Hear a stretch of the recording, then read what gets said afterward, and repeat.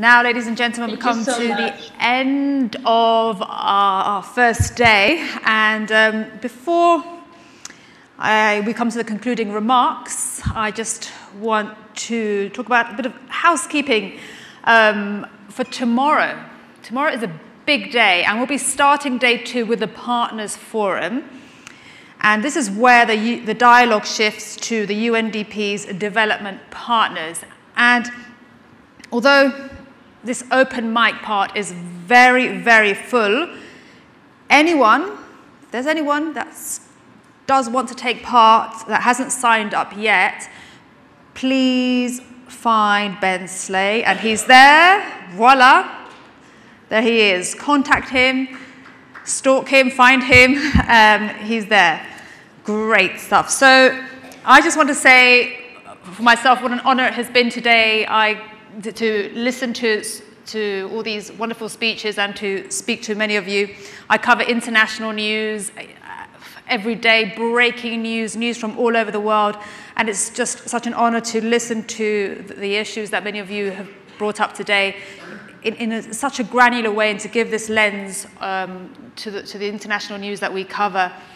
And I was very touched by our activist Timur, and I think many of you were also. And tomorrow we'll be hearing from Timur again in a very special way. I really look forward to your speech tomorrow. And what was the word you used? Hijacking the floor. That's the one, hijacking the floor. And I just wanted to very quickly talk about belief for 2 minutes.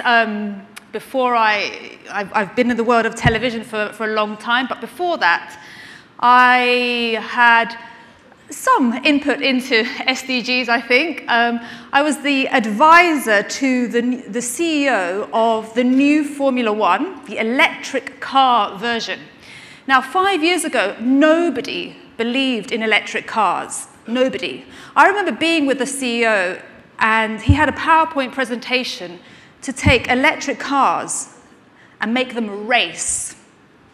Okay, people were calling these electric cars milk floats, laughing at electric cars. And they thought, how can an electric car do what Formula One does? He had a PowerPoint presentation, an idea, to make cars go around all over the world, to be the new Formula One, the green, electric, sustainable version. People laughed at him. 5 years later, and I remember actually, before I tell you where it is today, and I'm sure many of you know where it is today, people laughed at him. And I saw that early stage of having an idea that could revolutionize our cities, the NOx that we all breathe in today, the cities that are so polluted, from Beijing to London, my own city, London, which breaches EU pollution levels in the first 3 days of January every year. And people laughed at this. Today, it is all over the world. Immediately, not immediately, but months later, we had Leonardo DiCaprio, Richard Branson investing, companies, the private sector, everybody, lots of drivers from Formula One, leaving Formula One to come here. And I watched how people laughed at this. And it just has grown, and it's all over the world. And today, it's addressing one of the biggest issues that is so worrying, obviously, pollution, air pollution all over the world. So I really encourage you to really believe. And I also put my seed in.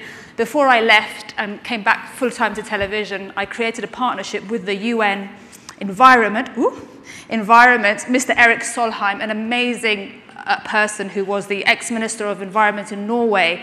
And he really pushed for governments to say no to diesel cars.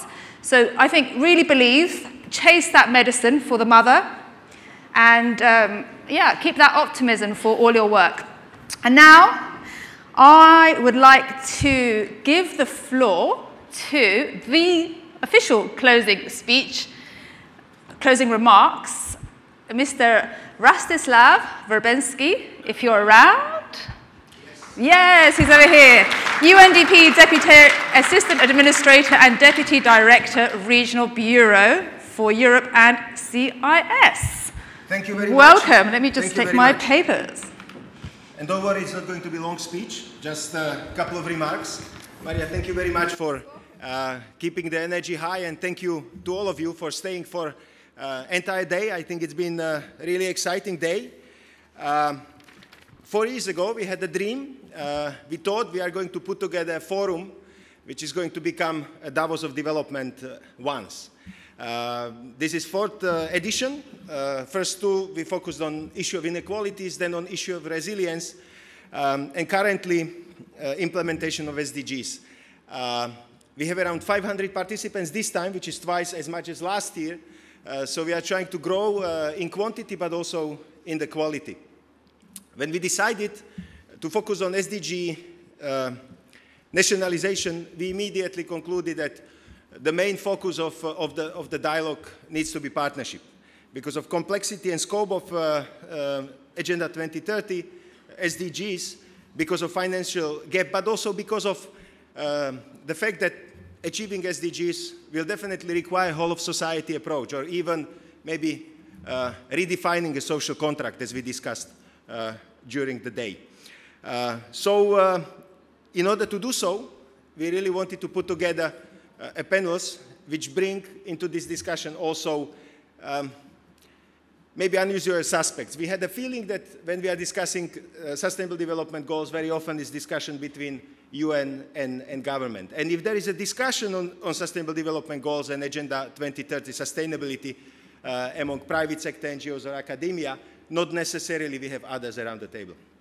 So we deliberately decided that after setting the stage, and I think we had today excellent group of people. We have heard from Ambassador Atej and our own Jihan, but also from Professor Guriev and Igor Lukšić, setting the stage around three key areas which we believe need to get right in order to achieve Agenda 2030, prices, governance, and innovation. But already in that panel, we have started to discuss private sector involvement, taxation, and what I would call perhaps political economy of achieving SDGs.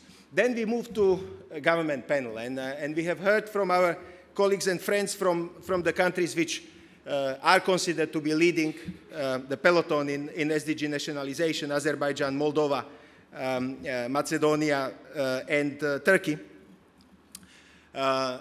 Very good examples, but also very open-minded recognition that there are big challenges in navigating complex SDG agenda, in raising awareness, in financing. Then you will agree with me that we had an exciting panel of CEOs from one of the leading multinational companies. And there it was clear that it goes beyond corporate social responsibility. It's about discussing core business and how core business needs to become sustainable and inclusive to remain profitable. Wonderful examples. You will recall SDG bond, 1 billion SDG bond, oversubscribed, or 50 to 70% higher profitability of some of the products which are sustainable, or 3 sustainable products every year. So business is really leading the way, setting clear targets and delivering. And of course, very often businesses or private sector is involved because of financing. But what is perhaps even more important is technology and innovation they bring. And that's a segue to another session we had, very exciting, full of energy, on innovation, reminding us that the development paradigm is changing, that solutions are perhaps already out there, and also that achieving SDGs will really require major innovation in some of the fields. And that innovation perhaps is going to be able to utilize those 12 trillion market in the sky, which eventually fulfillment of SDGs could achieve. And then we continued with our friends from IFIs, and it was wonderful to see colleagues from World Bank, EIB, and Council of Europe Development Bank, our close partners, with whom we are really trying to look into what Addis Agenda means and how to go from funding to financing, how to combine grants, their concessional or favorable loans to crowd in private sector. Also look into some other alternative financing sources, such as social impact investment, remittances, crowdfunding, etc. So it's been an exciting day, a very rich day in the panels, but also in the discussion. As Maria said, tomorrow, yet another very interesting day, looking at remaining 4 peace principles of Agenda 2030, planet, people, and prosperity and peace. So something to look forward to. But before that, let's continue our discussion and our dialogue in more informal setting, and we would be very happy to invite you for a reception just outside of the room. So once again, thank you very much for this wonderful day. Thanks a lot.